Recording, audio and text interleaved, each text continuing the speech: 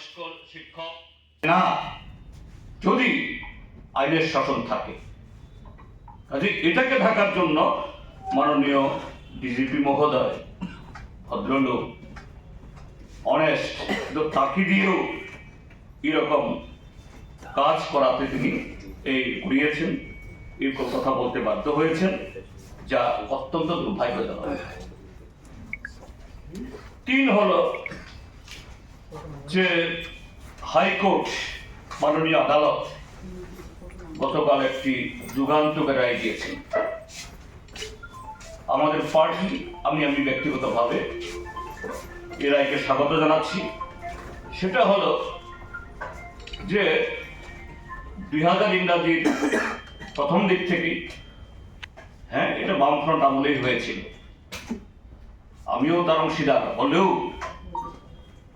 তখন আমাদের আর্থিক অবস্থা সেরকম ছিল না, তাই করতে হয়েছে যে রেগুলার পদের এগেইনস্টে রেগুলার অ্যাপয়েন্টমেন্ট, কিন্তু তার পে এটা যত পাবেন তার হাফ, এরপর নির্দিষ্ট সময়ের পরে আরেকটু বেশি, তারপরে 5 বছর শেষে অটোমেটিক এটা তারা ফুল পে পান। মাননীয় আদালত বলেছে এটা অসাংবিধানিক। হ্যাঁ, দিক থেকে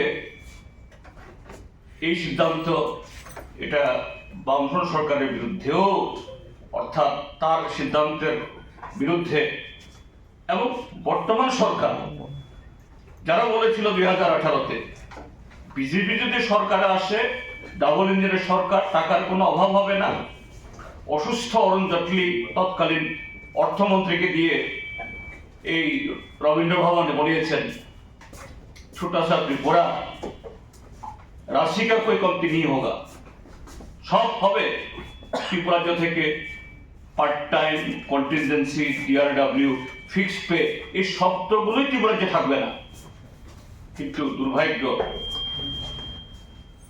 সেই আগের সিদ্ধান্ত এটা বহাল রেখেছেন। শুধু তা না, যে আগে 10 বছর যদি কেউ ফিক্সড পে ডিআরডব্লিউ থাকে, তাদের রেগুলার করার জন্য বামফ্রন্ট সরকারের একটা আন্তরিক প্রচেষ্টা ছিল, হাজার হাজার এরকম কর্মচারী নিয়োগ হয়েছে, কিন্তু এই সরকার সেই প্রতিশ্রুতি দিয়ে আসলেও কিছুই করেনি।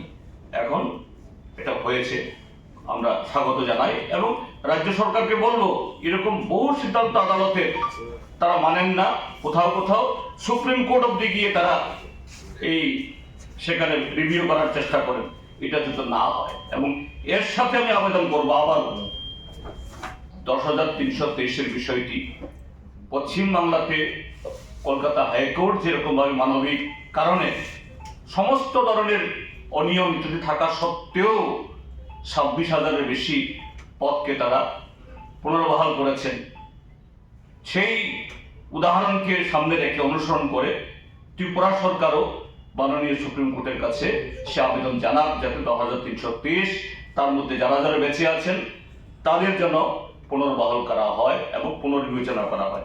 তার সাথে সর্বশিক্ষা অভিযান, সমগ্র শিক্ষা অভিযান, রেগাতে যারা নিয়োগ হয়েছে, ন্যাশনাল হেলথ মিশনে